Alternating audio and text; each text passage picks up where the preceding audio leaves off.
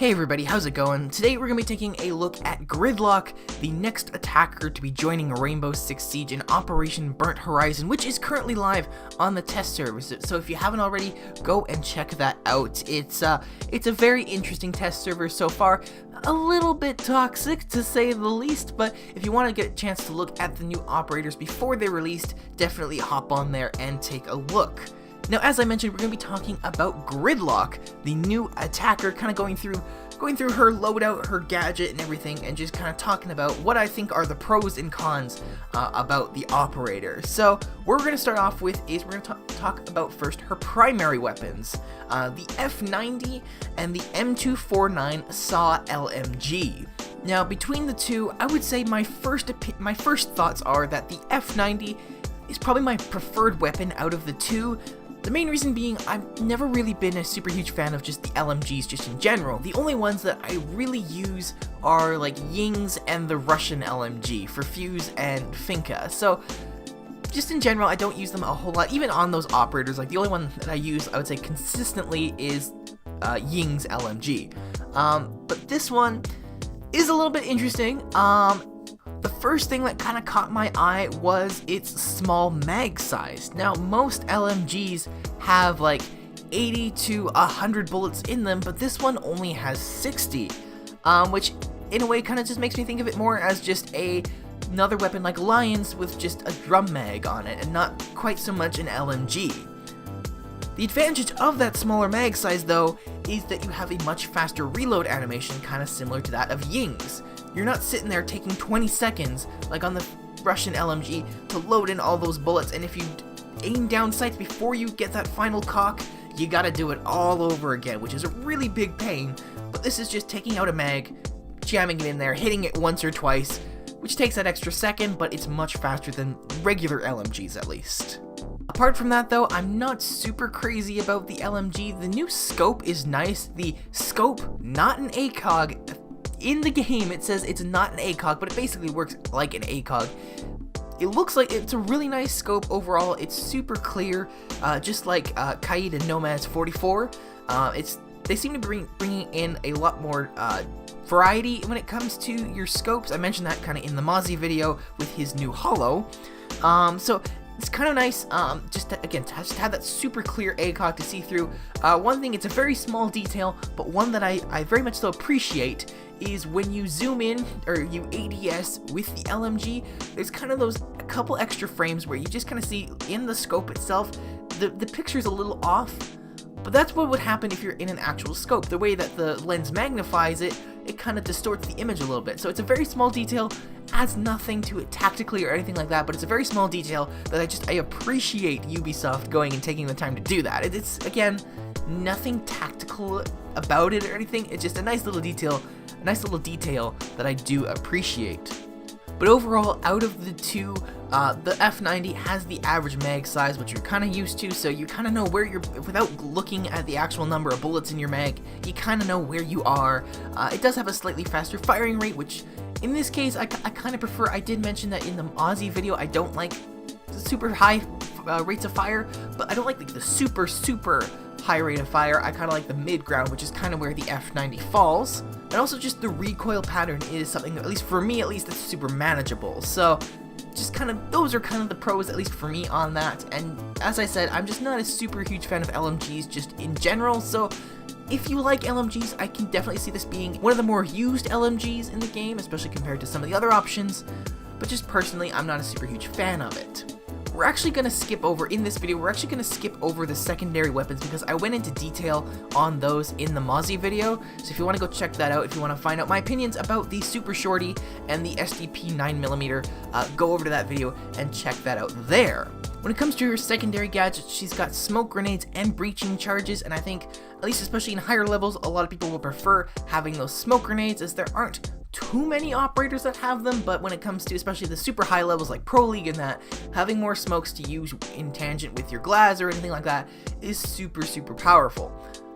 Breaching charges with their new animation, I think, are going to become a lot more viable, so it kind of seemed obvious that they would give one of the new operators breaching charges when they're making that changes in the new season. Alright, so now it's time for kind of the ranting portion of this video, Gridlock's gadget, the Trax Stingers. These things are ridiculously stupid, kind of overpowered. They need to be nerfed severely. I think no matter what, she needs to lose one of them. Simply lose one of them. 3 is just way too much, considering also how large just a single one of these is, and how much space just a single one can cover. I think 3 is just simply too much. So I'm going to talk about some other changes I would like to see to the gadget, but I think no matter what, Gridlock has to lose one. I think she's going to. I would be really surprised if Ubisoft kept her at 3. I don't see it happening. I really don't. I hope Ubisoft puts on their smart caps for a little bit and just goes, this is stupid, she needs to lose one. But on top of that, I think there are a couple other options for changes to her gadget. Now, the way I see it, the Trax Stingers basically act like electrified barbed wire before the attackers. They slow you down and they do a little bit of damage. But that being said, a single Trax Stingers can cover the same space as like 2 or 3 barbed wire, all electrified, which I think is a little stupid, just to say the least. With her current state with the 3 Trax Stingers, I think for the defenders, in order to basically duplicate what she can do by herself, they would have to use basically all their barbed wire and then carefully place both Electric Claws and all 4 Bandit batteries in order to create the same effect that a single operator can do on her own. Now, in order just to duplicate that, that's a lot of utility being used just to do the exact same thing. Now, I know that wouldn't be a strategy that we will likely see, but if somebody did want to, that's a lot of utility, because you're wasting both Electric Claws and, likely both Electric Claws and all 4 Bandit batteries on barbed wire, and that means you're leaving all your reinforced walls unprotected. So as I said, there are 2 ways I think we can fix this. Now, this is again on top of her losing 1 Trax Stinger altogether. Now, I think for each individual Trax Stinger, I think we need to lose a couple of the traps that it deploys. Currently, it deploys 12 individual little traps that spread throughout the room, which can cover a really big radius or diameter or whatever you want to call it.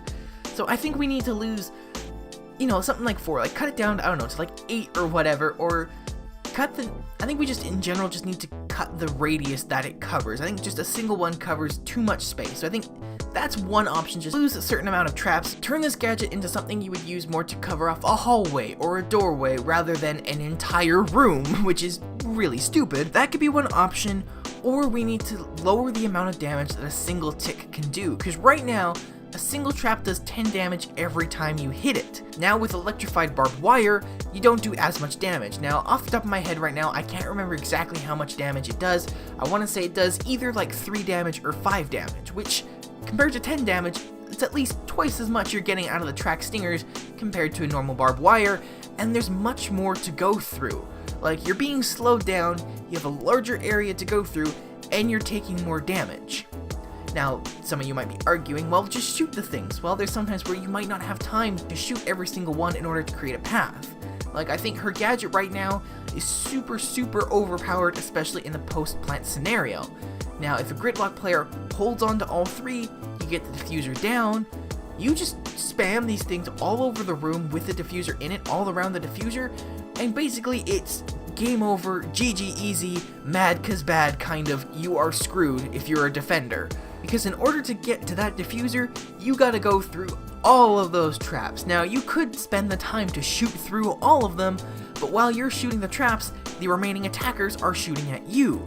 And then there's those people who say, well, just focus on the attackers. But while you're trying to shoot the attackers, you're slowly moving through these tracks, making you an easier target, and you're also taking damage on top of whatever the attackers are shooting you with. So these things are just stupid overpowered. Especially in a post-plant scenario, it's likely the remaining defenders will be low on health. Some of them will probably gotten into some firefights, have taken some damage, so they're already really low.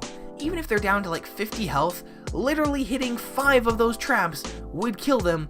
And I mean, that being said, it's very unlikely they would hit 5, because by the time they get stuck in like 3, an attacker's already shot them and they're dead. So I just think these things are going to be stupidly overpowered in post-plant scenarios. So either lower the radius of the gadget or just lower the damage, because the fact that you're already getting slowed down is really just powerful in itself, because it makes you such an easy target.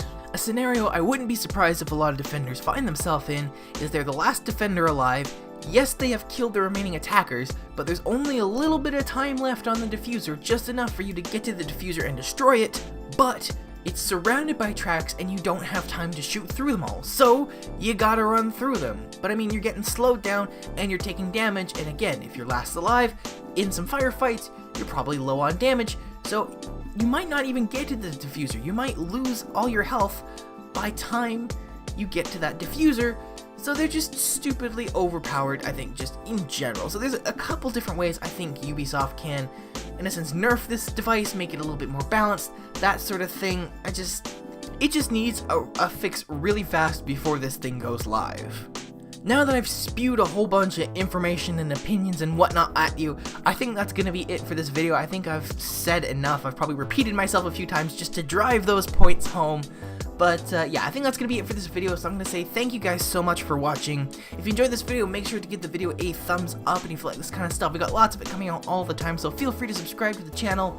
Let me know your opinions on Gridlock, Mozzie, and just Operation Burnt Horizon in general in the comments below. I'd love to hear about it. And social media and whatnot is in the description below, so you can go check that out there.